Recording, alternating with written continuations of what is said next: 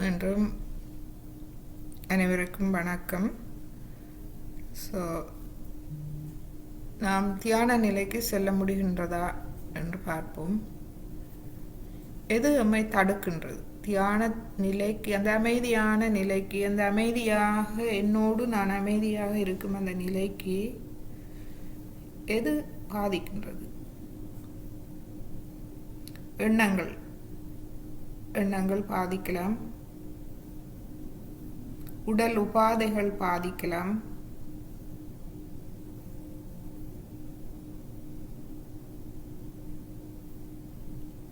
மனதில் இருக்கும் எண்ணங்கள் பாதிக்கலாம், மனதில் இருக்கும் கவலைகள், பிரச்சனைகள் பாதிக்கலாம்.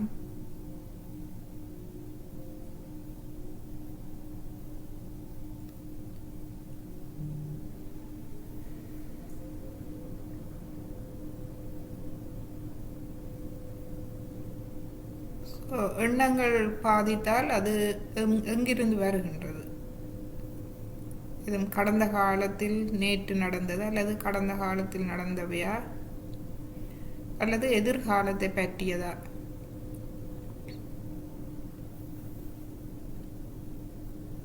கடந்த காலம் முடிந்த ஒன்று. அதன் பாதிப்புகளிலிருந்து நாம் விடுபட வேண்டும். கடந்த காலத்தில் நாம் தவறுகள் செய்திருக்கலாம், மற்றவர்கள் நமக்கு தீங்கிழைத்திருக்கலாம். ஆனால் இப்பொழுது நாம் நமக்கு இரண்டாவது பிறவி ஆத்ம விழிப்புணர்வு மூலம் நாம் ஒரு புதிய பிறவியை எடுத்திருக்கின்றோம். உண்மை தத்துவத்தை விளங்கிக் கொள்கின்றோம். நான் ஒரு தூய ஆத்மா, பரமாத்மாவின் பிரதிபலிப்பு, அதுவே உண்மை. ஆத்ம விழிப்புணர்வு உங்களுக்கு கிடைத்து விட்டால் அது உங்களுடைய புறப்புரிமை, உங்களுடைய புண்ணியத்தின் பலன். எனவே அதை சந்தேகிக்க தேவையில்லை. அது நமக்கு, நாம் அதற்கு அருகதை உள்ளவர்கள் என்றபடியாலேயே நமக்கு அது கிடைத்திருக்கின்றது. எனவே அதை கண்ணியத்தோடும் மேன்மையோடும் அதை ஏற்றுக்கொள்வோம். அந்த உண்மையை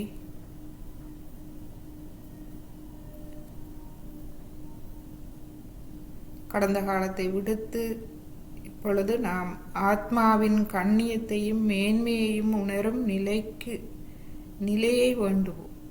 அதுவே எமக்கு வேண்டும்.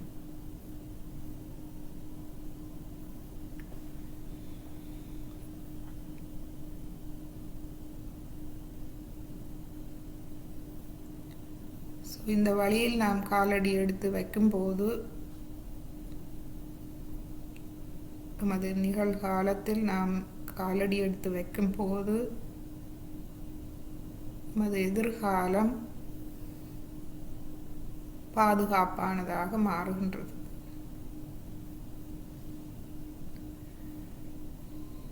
நாம் இந்த பரபிரம்மத்தின் ஒரு அங்கம், தனித்தவர்கள் அல்ல. ஒரு குடும்பத்தில் ஒரு அங்கத்தவராக இருக்கும்போது அம்மா அப்பா நம்மை கவனித்துக் கொள்கின்றார்கள். அந்த முழு குடும்பம், சகோதர சகோதரிகள், உறவுகள் என்று அந்த குடும்பமும் ஒருவரை ஒருவர் கவனிப்பது போல் நாம் இந்த பரபிரம்மத்தின் ஒரு அங்கமாக வரும்போது பரபிரம்மம் முழுமையாக நம்மை கவனித்துக் கொள்கின்றது. எனவே எதிர்காலத்தை பற்றிய கவலைகள் தேவை இல்லை.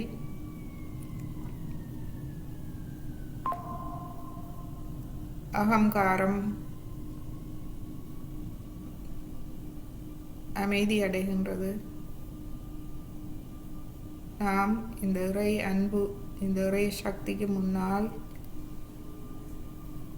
அமைதி அடைகின்றோம், பணிவு கொள்கின்றோம்.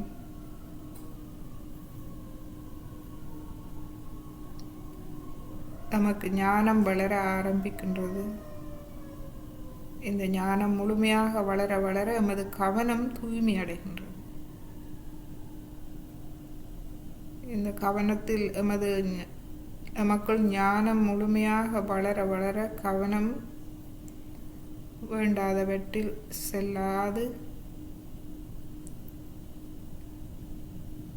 அந்த மேன்மையிலும் கண்ணியத்திலும், அந்த தெய்வீகத்தின் மேன்மையிலும் கண்ணியத்திலும் கவனம் செல்ல ஆரம்பிக்கின்றது.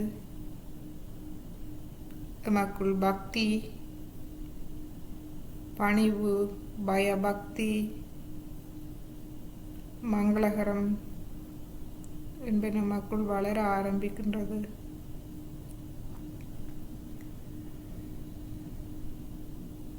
இது நமக்கு முழுமையான அமைதியை தருகின்றது, ஆறுதலை தருகின்றது.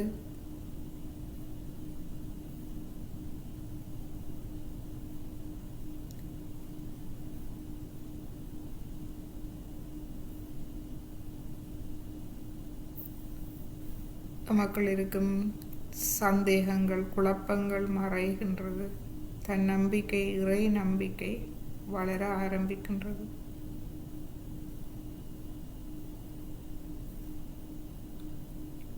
இப்பொழுது நாம் தியான நிலைக்கு செல்ல முடிகின்றதா என்று கவனிப்போம்.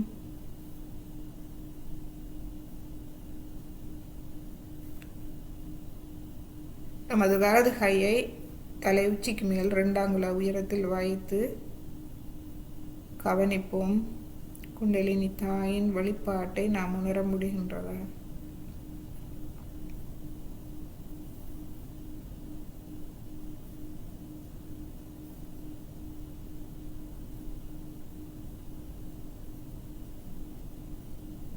பொறுமையாக, அமைதியாக நாம் நம்மை கவனித்துக் கொண்டிருப்போம்.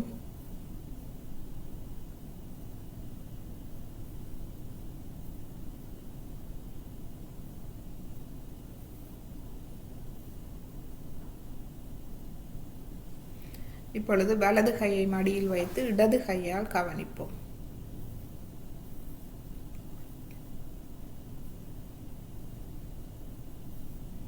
சூடாக வந்தால் அது முழுவதும் வெளியேற நாம் விட்டு விடுவோம்.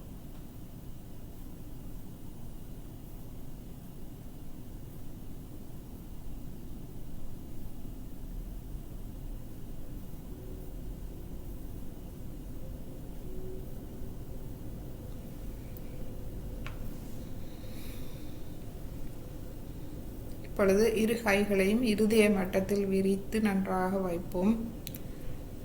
இப்பொழுது நமது கவனம் தலை உச்சி குழியிலும் இரு கைகளிலும் இருக்கட்டும். உள்ளங்கையும் 10 விரல் நுனிகளையும் கவனிப்போம். நாம் கவனிப்பது மட்டும்தான். என்ன நடந்தாலும் அதனால் பாதிக்கப்படக்கூடாது. என்ன உணர்வு வந்தாலும் அதனால் நாம் மனம் நோகக்கூடாது. ஏனென்றால் வராவிட்டாலும் நாம் முழு நம்பிக்கையோடு பொறுமையோடு காத்திருப்போம். குண்டலினி தாய் ஒருபோதும் நம்மை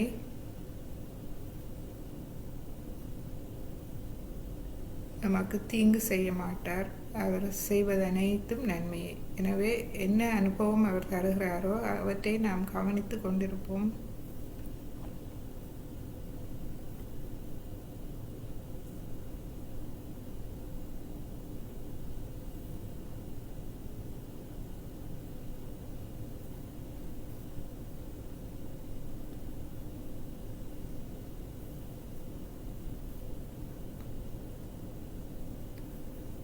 அது தலையில் அழுத்தங்கள் ஏதாவது இருந்தால் நாம் கேட்கலாம். குண்டலினி தாயே, எனது அழுத்தங்கள் அனைத்தையும் வெளியேற்றி எனது சுவாசத்தின் 1000 நரம்புகளையும் தளர்வடைய செய்து விரிவடைய செய்து அவற்றை ஒளியூட்டி தாருங்கள். இந்த 1000 நரம்புகள், ஒவ்வொரு நரம்பு முடிச்சின் முடிவிலும் ஞானம் இருக்கின்றது. அறிவு, தூய தெய்வீக ஞானம். குண்டலினி தாய் ஒளியூட்டும் போது அது எமக்குள் வளர ஆரம்பிக்கின்றது. இந்த ஞானமே இந்த தெய்வீக அன்பாகும். எமது கவலைகள், பிரச்சனைகள், எமது அறியாமை, இருள் அனைத்தையும் போக்க வல்லது.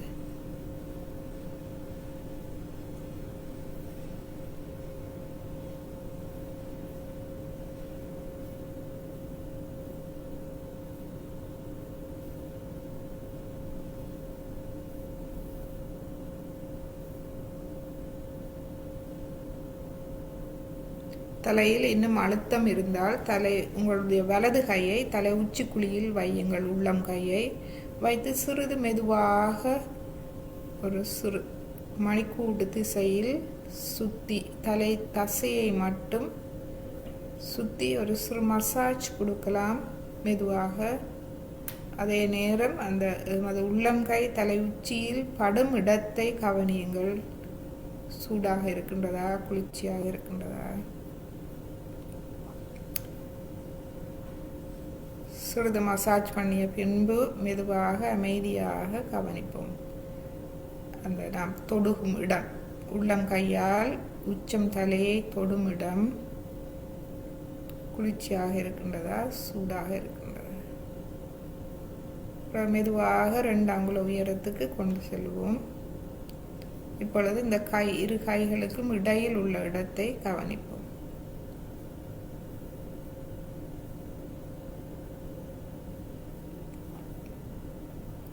தாயே, என்னை அமைதியான தியான நிலைக்கு எடுத்து செல்லுங்கள்.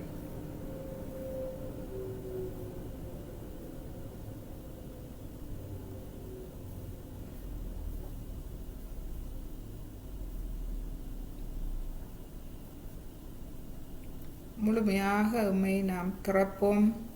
எங்கும் நிறைந்திருக்கும் இந்த இறை சக்திக்கு எமது சஹஸ்ராரம் தலை உச்சி குழியை நாம் திறப்போம். எமது இதயத்தை திறப்போம். எமது நாடி நரம்புகள் அனைத்தையும் நாம் வெளிப்படுத்துவோம். ஒரு மரம் எவ்வாறு தன்னை வெளிப்படுத்தி சூரிய கதிர்களை பெற்றுக்கொள்கின்றது? மரம் வெளிப்படுத்துவது மட்டுமே. இலைகளை அதுக்கேற்ற மாதிரி பரப்புகின்றது. சூரிய கதிர்கள் தானாக அதில் விழுகின்றது. மரம் செழிப்படைகின்றது. அதே போல்தான் நாமும் நம்மை முழுமையாக வெளிப்படுத்துவோம். இரு கைகளையும் இருதய மட்டத்தில் கொண்டு வந்து எமது இருதயம், நாடி நரம்புகள், சக்கரங்கள், தலை உச்சிக்குழி, சஹஸ்ராரம் 1000 நரம்புகள் தளர்வடியை செய்து நாம் எங்கும் நிறைந்திருக்கும் இந்த பிரபஞ்சம் முழுவதும் நிறைந்திருக்கும் இந்த அன்பு சக்திக்கு நம்மை வெளிப்படுத்துவோம்.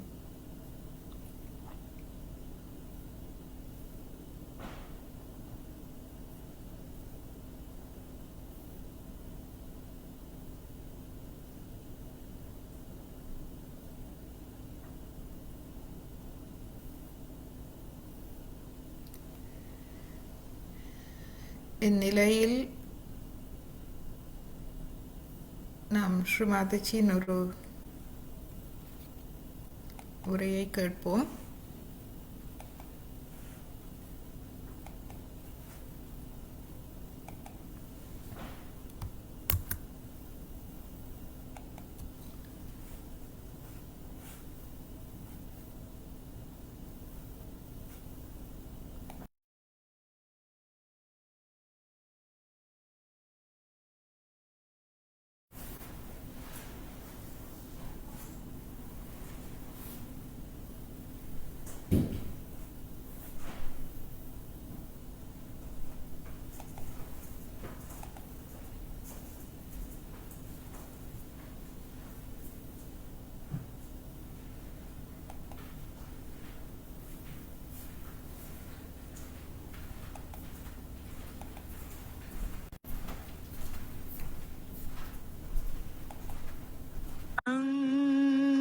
சரணம்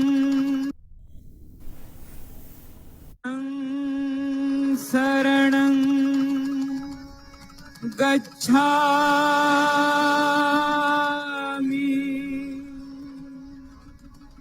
தம்மம் சரணம் கச்சாமி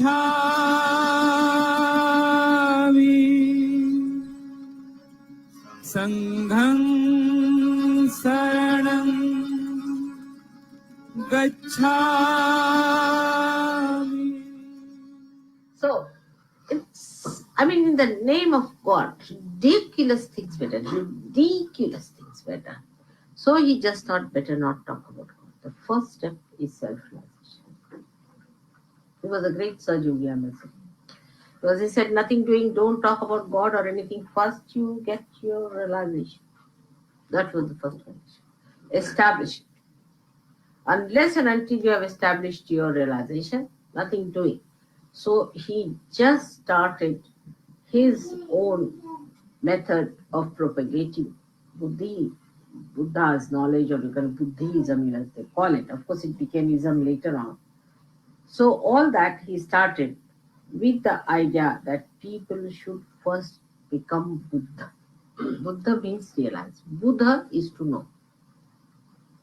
So Buddha means the person who has known, means the one who is a realizer. So what he says, Buddham Sharanam Gacchami.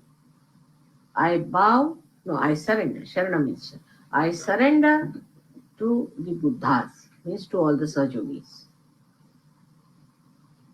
You are all Buddhas because you know. When you know, you are the Buddha. When that purity comes, you see, in our temperament, that we do everything without any desire, we have got rid of our ego. The Buddha is awakened within us. And that's what is the importance of Buddha. That he settled down himself in a place which is the most difficult place. That is on the left side of your head, you see. Sometimes I've seen it projects here up to this point, in some people. They get such a terrible pain, pulling it out from there. Can't imagine. So this horrible point, which is so funny, it is sometimes it can blow up like that. You see, sometimes it can pierce through. It's a horrible one, which all of you have developed quite a lot, you see. And it takes its forms in different ways and methods. For that, we have to say, Buddham Sharanam Gacchami. Means we surrender ourselves to Buddha. Then what does he say? The second one is very good. Sangham Sharanam Gacchami. I surrender myself to collectivity. Sangham. Sangha is the collectivity. I surrender myself to collectivity. Ego goes down. First of all, Buddha, who is sitting, who is the deity, which is the enlightenment, you say, I surrender myself to Buddha. Secondly, you say, I surrender myself to collectivity. Egoistical people cannot surrender. So I surrender myself to collectivity. So we say, Sangham Sharanam Gacchami. It is to Virat. Virat. It is the third one. Buddham Sharanam Gacchami, Sangham Sharanam Gacchami. The third one, Dhammam Sharanam Gacchami. Dhammam Sharanam Gacchami. Dhamma means the religion, the balance. I surrender myself to religion, which is essence. Or you can put it the other way down, that Buddham Sharanam Gacchami, Dhammam Sharanam Gacchami, Sangham Sharanam Gacchami. That's all. If you have achieved it, then we can talk of God, not before. So these three things are to be achieved. We would put it in a Sahaja Yoga way like this. First of all, Dhammam Sharanam Gacchami. I surrender myself to my virtues. All desires can be surrendered to your virtue.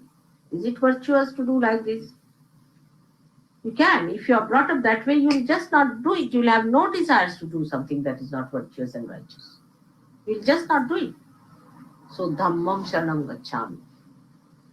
Then you should say Buddham Sharanam Gacchami, means I surrender myself to my enlightenment. This is the second state when you are ascended. Surrender myself to enlightenment. Enlightenment that I've got to my spirit. It's the spirit who is going to guide. No more my physical, mental, emotional, nonsensical temptations. But what is the spirit?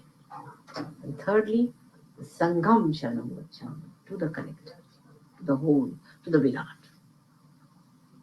This is the way we have to work it out. So ultimately reach the same point.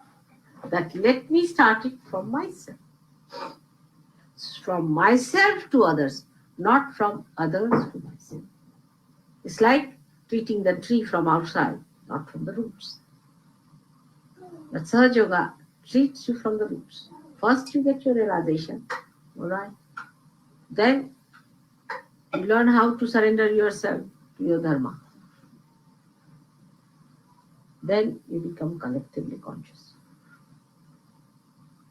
Collectivity is a temperament, is a sense of enjoyment that you get in the collective living. Unless and until you have that, you are not achieved.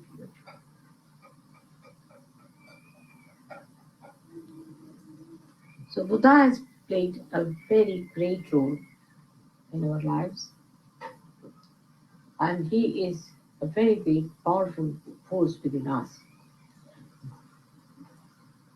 Ego is the only problem I always face, reaching their hearts.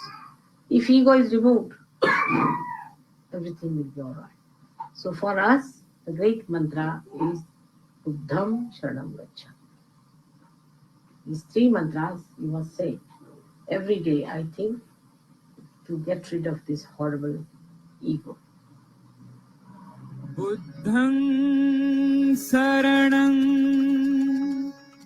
Gacchami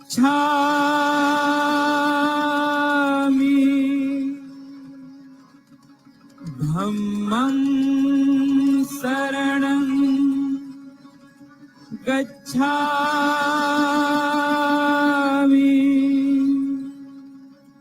Sangham Saranam Gacchami Shrima Saranam Gacchami Shrima Saranam Gacchami.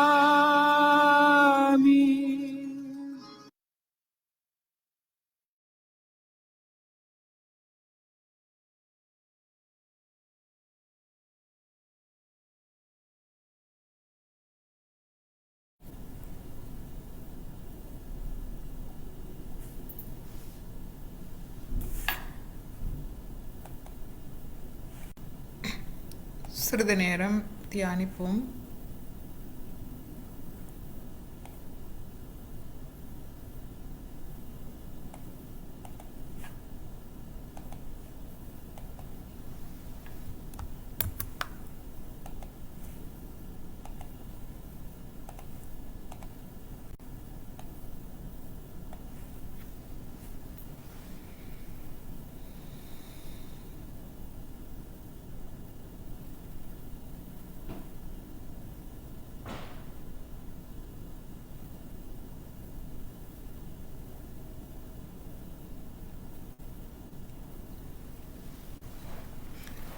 So இந்த 3 மந்திரங்கள் ஸ்ரீ மாதாஜி சொல்கின்றார்கள். இந்த நிலையை நாம் அடைந்த பின்பே கடவுளை பற்றி கதைக்க முடியும். இவன் அவரை பற்றி, கடவுள் அந்த தெய்வீக சக்தியை பற்றி கதைப்பதற்கு நாம் இந்த நிலையில் இருக்க வேண்டும். தம்மம் சரணம் கச்சாமி, நான் என் நற்பண்புகளுக்கு சரணடைகின்றேன். புத்தம் சரணம் கச்சாமி, நான் என் ஞானத்துக்கு சரணடைகின்றேன்.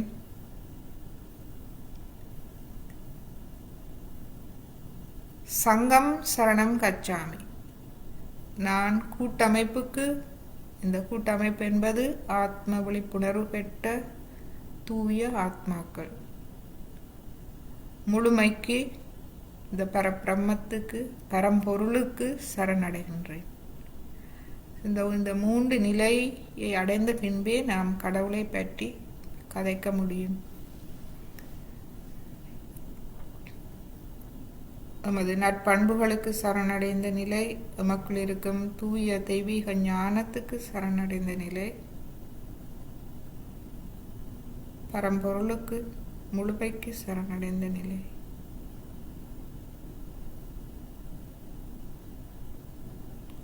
சிறிது நேரம் முழுமையான தியான நிலையில் இருப்போம்.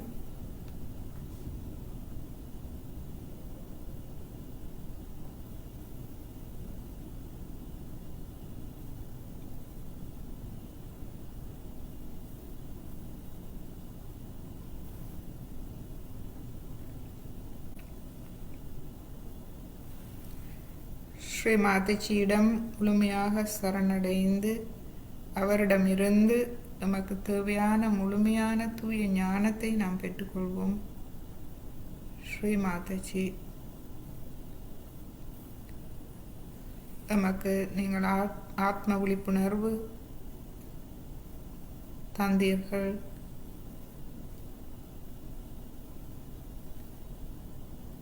நாம் ஒரு தூய ஆத்மா, பரமாத்மா, இந்த பரம்பொருளின், இந்த பிரபஞ்சத்தின் ஒரு அங்கம் என்ற உண்மையை எமக்கு உணர்த்தினீர்கள் தாயே. ஒவ்வொரு நாளும் எம்மை வழி நடத்துங்கள்.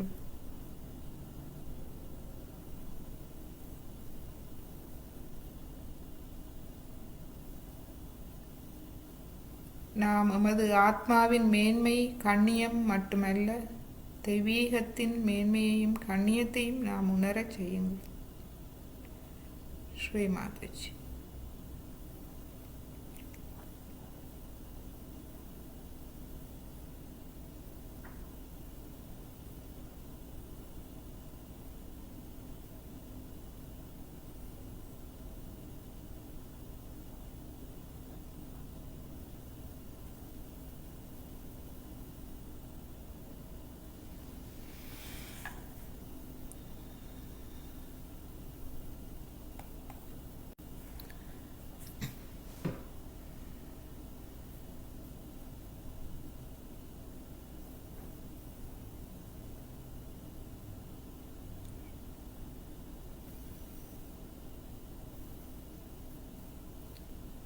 இப்பொழுது நீங்கள் அன்மியூட் பண்ணி உங்களுடைய தியான நிலைக்கு அனைவரும் செல்ல முடிந்ததா, அல்லது ஏதாவது பிரச்சனைகள் இருந்தால் சொல்லுங்கள். நாம் கூட்டாக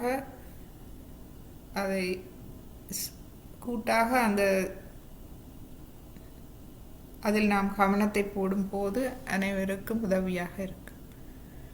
ஸோ ஒவ்வொருவரும் அந்த தியான நிலைக்கு செல்ல வேணும்.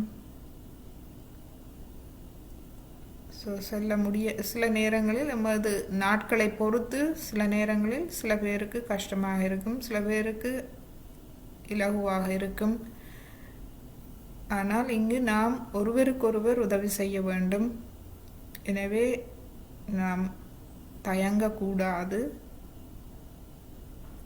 ஒருவருக்கொருவர் நாம் உதவிகளை பெற்றுக்கொள்ள வேண்டும், கொடுக்க வேண்டும், வாங்கிக் கொள்ள வேண்டும்.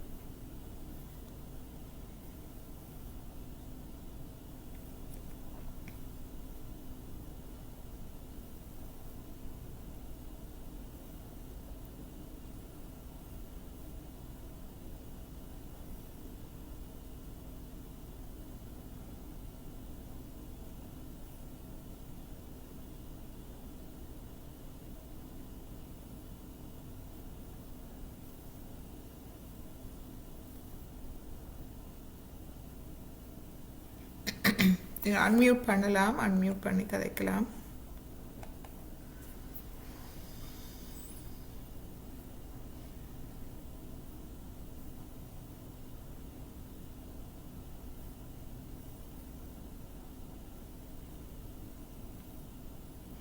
ஸோ சந்திரிகா, வதனா, அக்கா, நீங்கள் பழையவர்களும் நீங்கள் சொல்லலாம்.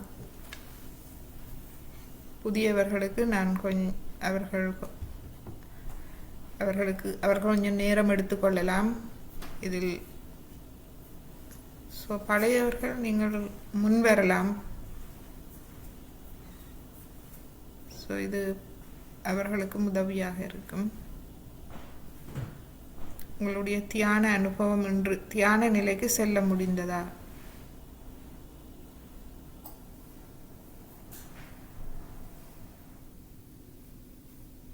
வணக்கம் அம்மா, ஜெயஸ்ரீ மாதாஜி.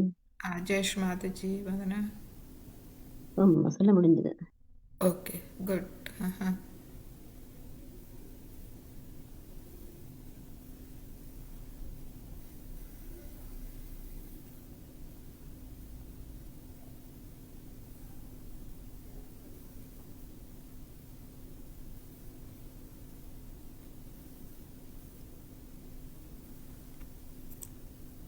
ஸோ மற்றவர்களுக்கு நான் சொல்லுவது கேட்கவில்லையா அல்லது? வணக்கம் அம்மா. சொல்லுங்க. ஓகே, தியான நிலைக்கு போக முடியுது. ஆஹா, ஓகே.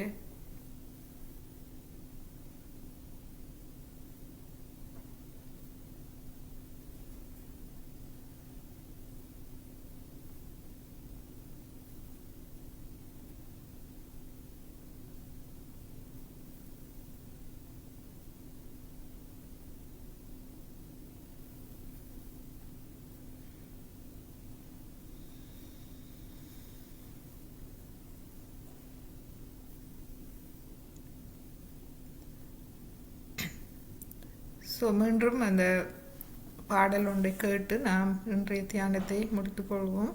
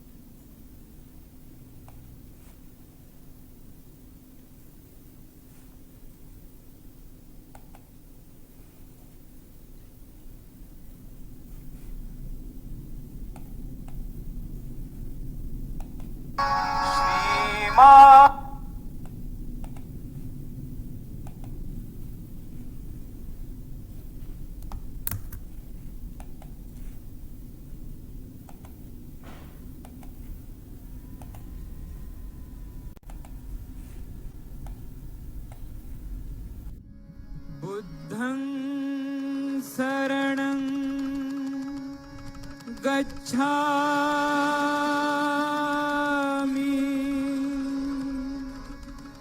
धम्मं शरणं गच्छामि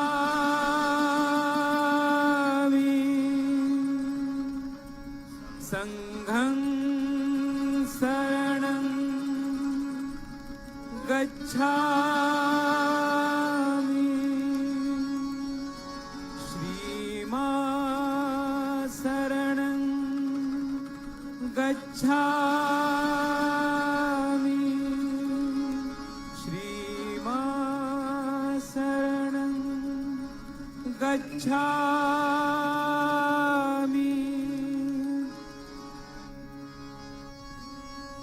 घबराए जब मन अनमोल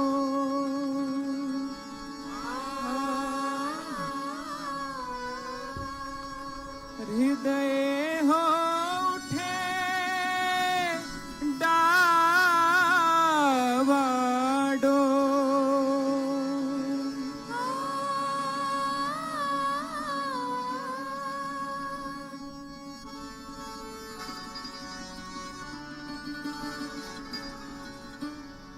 घबराए जब मन अनमोल और हृदय हो डावाडोल तब मानो तू मुख से बोल बुद्धं शरणं गच्छामि तब मानो तू मुख से बोल बुद्धं शरणं गच्छामि बुद्धं शरणं गच्छामि धम्मं शरणं गच्छामि संघं शरणं गच्छामि श्रीमां शरणं गच्छामि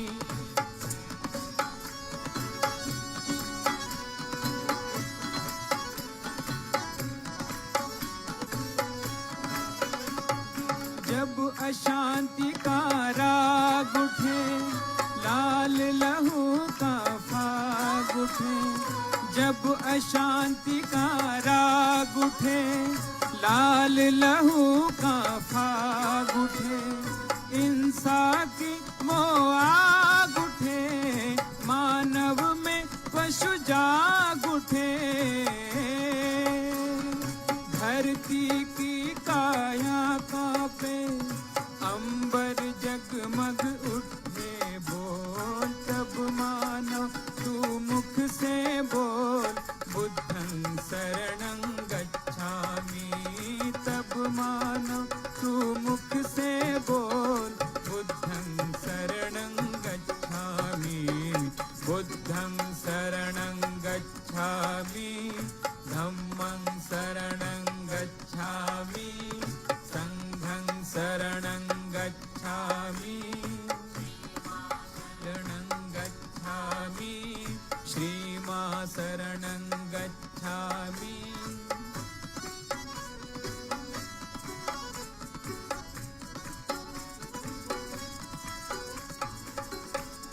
जब दुनिया से प्यार उठे,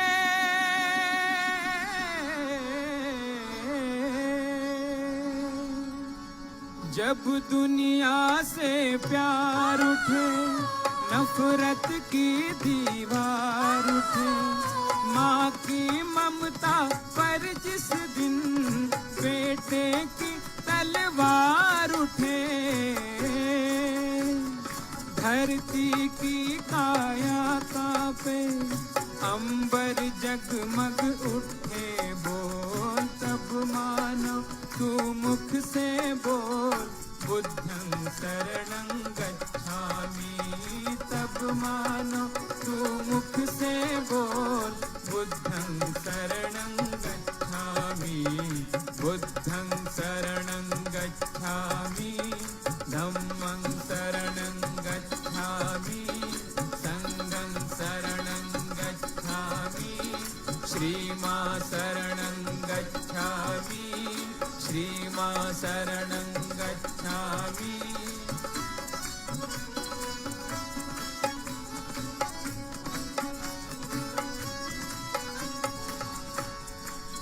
दूर किया जिसने जन मन के, व्याकुल मन का अंधियारा, जिसकी एक किरण को छूकर चमक उठाए जग सारा। दीप सत्य का सदा जले, दया अहिंसा सदा चले, सुख शांति की छाया में जन मन गन का पेड़ पले। भारत में भगवान बुद्ध का गूंजे घर घर मंत्र अमोल, तब मानो तू मुख से बोल, बुद्धं शरणं गच्छामि। तब मानो तू मुख से बोल, बुद्धं शरणं गच्छामि, बुद्धं शरणं गच्छामि, धम्मं शरणं गच्छामि, संघं शरणं गच्छामि, श्रीमा शरणं गच्छामि, श्रीमा शरणं गच्छामि, श्रीमा शरणं गच्छामि, श्रीमा शरणं गच्छामि।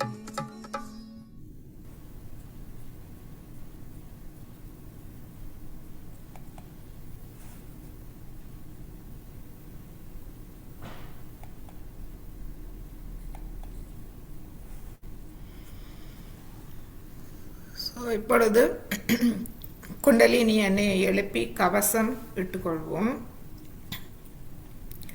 முதலாவது தடவை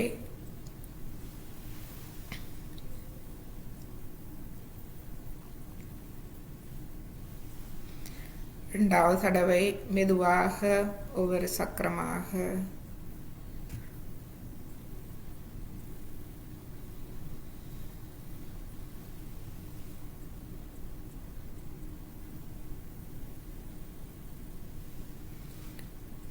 மூன்றாவது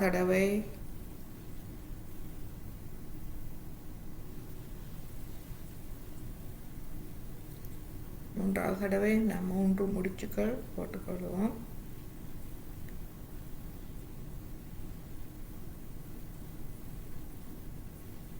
கையை மெதுவாக கீழே கொண்டு வந்து கவசம், மூலாதாரம், சுவாதிஷ்டானம், நாபி, பவசாகரம், இருதயம், विशुद्धि, आज्ञा, सहस्रार. இரு கைகளையும் கூப்பி ஸ்ரீமாதஜி வணங்கி மற்றும் எமக்குள் இருக்கும் அனைத்து நற்பண்புகள், மற்றவர்களிடம் இருக்கும் அனைத்து நற்பண்புகளுக்கும் வணக்கம் செலுத்தி இன்றைய தியானத்தை முடித்துக்கொள்வோம்.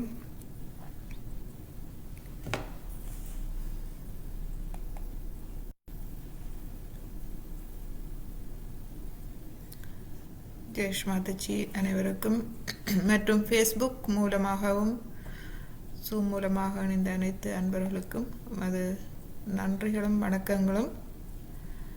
ஸோ எங்கள் ஃபேஸ்புக் அன்பர்கள் நீங்கள் சாட் வழியாக உம்மோடு தொடர்பு கொள்ளலாம். உங்களுக்கு ஏதாவது கேள்விகள் இருந்தால் நீங்கள் சாட்டில் அனுப்பலாம். எமது வாட்ஸ்அப் குழுவில் இணைய விரும்பினால் உங்களுடைய ஃபோன் நம்பர், வாட்ஸ்அப் நம்பரையும் நீங்கள் தரலாம். மற்றும் ஜூமில் உள்ளவர்கள் நீங்கள் அன்மியூட் பண்ணி கதைக்கலாம்.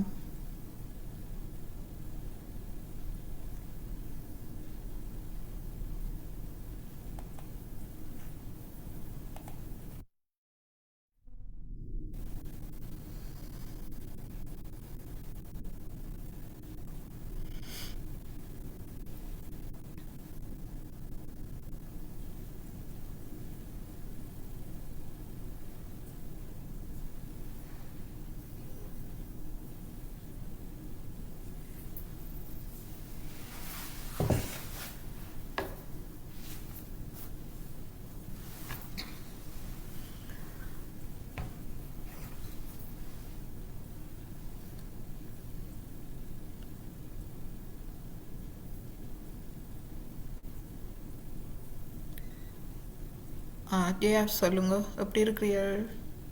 இருக்கிறேன் சோமா. நீங்கள் எப்படி இருக்கிறீர்கள்? சும்மா இருக்கிறோம். இன்னைக்கு சத்தம் கொஞ்சம் குறைவா வருது, என்னன்னு தெரியல. அப்படியா? சில வேளையில இந்த வால்யூம்ல ஏதாவது பிரச்சனையோ தெரியல. இல்லாட்டி நல்ல பிரைட்டா கேட்கறது. இங்க எல்லாம் ஃபுல்லா தான் இருக்கு. என்னுடைய எல்லா பிரச்சனையோ தெரியல.